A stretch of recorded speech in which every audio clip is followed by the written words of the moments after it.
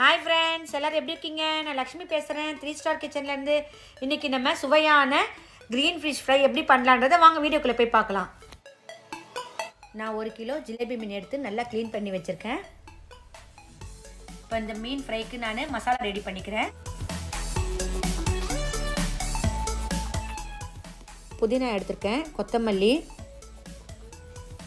எலுமிச்சப்பழம் பாதி, உப்பு தேவையான அளவு, மிளகாத்தூள், சீரகமும் மிளகு, ஒரு 4 பச்சை மிளகா, மஞ்சள் பாருங்கள், நான் பச்சை மஞ்சள் எடுத்திருக்கேன் சின்ன துண்டு, இஞ்சியும் சின்ன துண்டு எடுத்திருக்கேன், 4 பூண்டு. இப்போ இதுதான் நமக்கு மசாலாவுக்கு தேவையான பொருட்கள். பாருங்கள், மிக்சியில் ஒரு துண்டு மஞ்சள் போட்டிருக்கேன், இஞ்சியும் சின்ன துண்டு போட்டிருக்கேன், 4 பல்லு பூண்டு போட்டிருக்கேன், 4 பச்சை மிளகா, சீரகமும் கொஞ்சம் மிளகும் போட்டிருக்கேன். இதெல்லாம் நல்லா பாருங்கள் அரைச்சிருக்கேன். இப்போ இதில் ஒரு கைப்பிடி அளவு புதினா, ஒரு கைப்பிடி அளவு கொத்தமல்லி சேர்த்துக்கலாம்.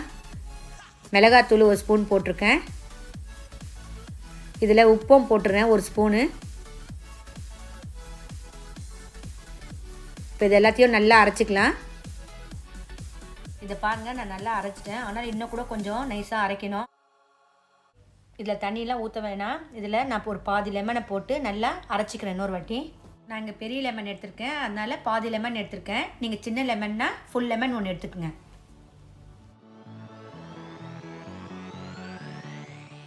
இதை இன்னொரு வாட்டி நம்ம நல்லா நைஸாக அரைச்சிக்கலாம். நல்லா நைஸாக இருந்தால் தான் மசாலா மீனில் நல்லா ஒட்டும்.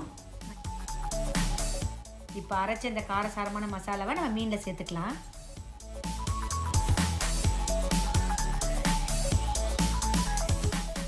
இந்த மசாலாவெல்லாம் மீனில் நல்லா சேர்ற மாதிரி நல்லா பெசரி கொடுத்துடலாம். இந்த மீன் பாருங்கள், வறுக்கிறதுக்கு எண்ணெய் கூட நிறைய தேவைப்படாது. ஏன்னா நம்ம வாழையில் வறுக்க போகிறோம்.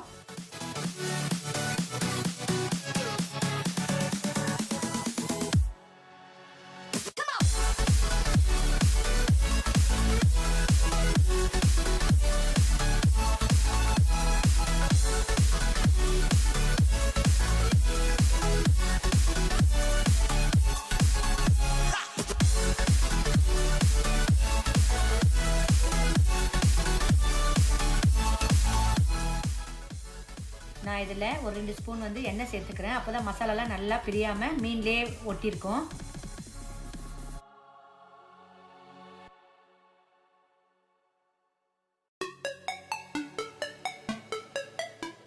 மசாலாலாம் நல்லா மீனில் பெசரி வச்சிட்டோம். இப்போ நம்ம இதை 1 மணி நேரம் ஊற வைக்கலாம்.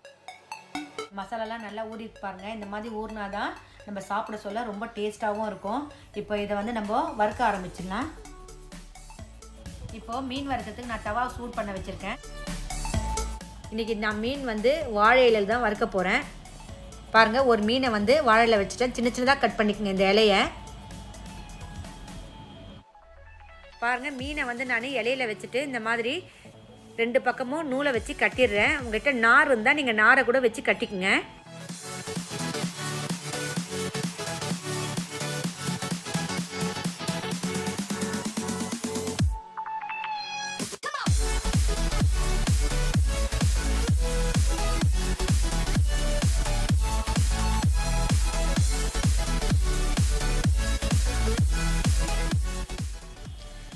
பாருங்கள், 2 பக்கமும் நல்லா இந்த மாதிரி கட்டிட்டேன்.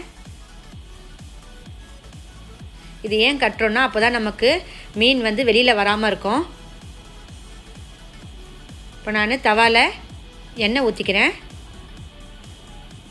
இதுக்கு நிறைய எண்ணெய் கூட இழுக்காது. பாருங்கள், நான் வச்சுட்டேன். இதே மாதிரி எல்லா மீனையும் மடித்து வச்சிடுறேன்.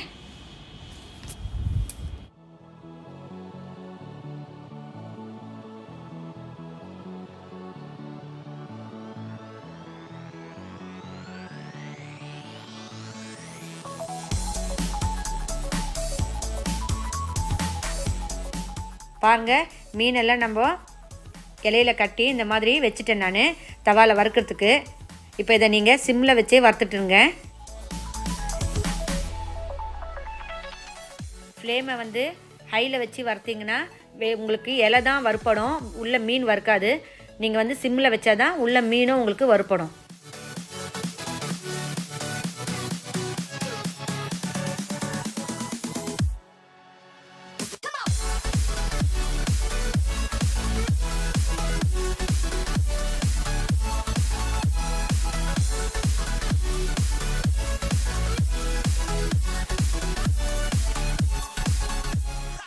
பாருங்கள் இலை கூட நமக்கு கலர் மாறிடுச்சு. இப்போ உள்ள மீனும் வறுத்த ஸ்மெல் நல்லா வருது. இப்போ நம்ம இதை இறக்கிடலாம்.